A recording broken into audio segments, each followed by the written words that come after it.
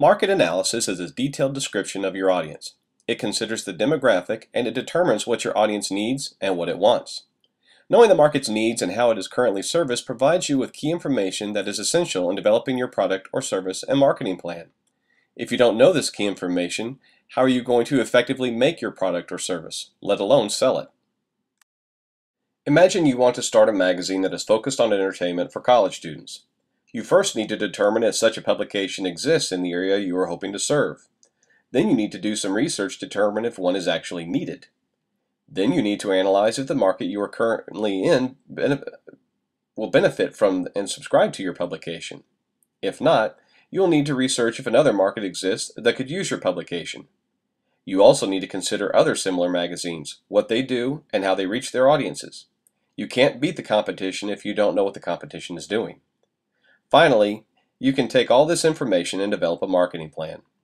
Now you know your demographic, how you're going to promote your publication and where, what kinds of articles you're going to write, if you're going to do print only, or if you're going to utilize multimedia.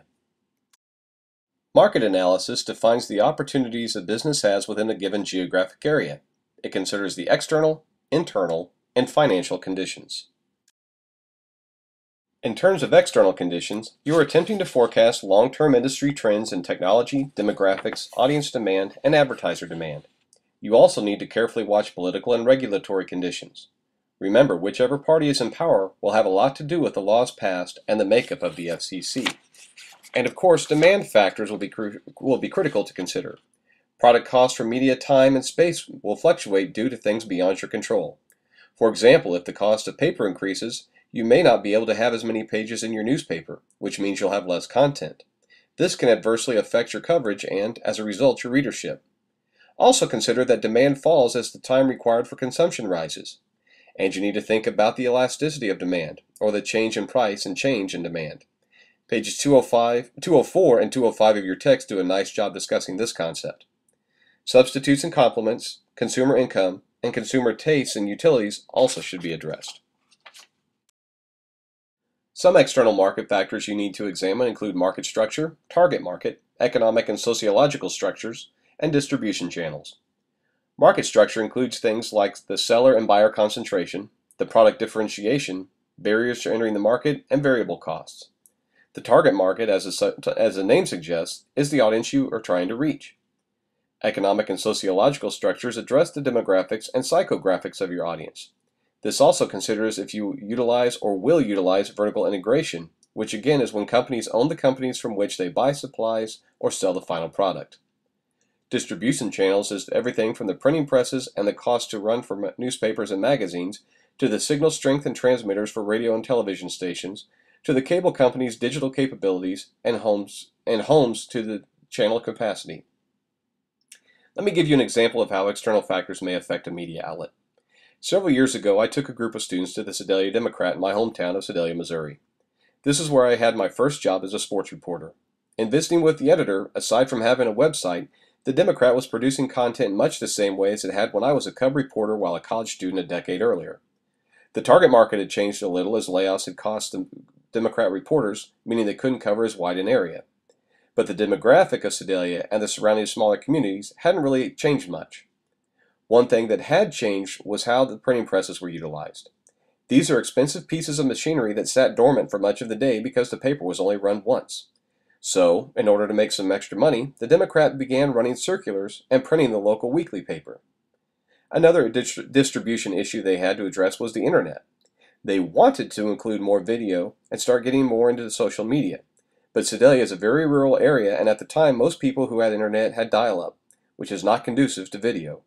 Further, Sedalia is an older community, and, again, at the time, Twitter and Facebook were not the rage they are today. Internal conditions include things like the company's mission, objectives, current products, and resources that determine its placement in the market. As a media manager, you'll need to consider your company's strengths, weaknesses, opportunities, and threats. You also need to address how your company is structured and the culture within. Remember our discussion about innovation where I showed you Everett Rogers' variables influencing innovation? Structure and the willingness to innovate and change were very important. You need to think about the expertise of your personnel and the product mix currently in place. Do you have the expertise to expand the product line, or are new products needed? Speaking of personnel, do you have enough people?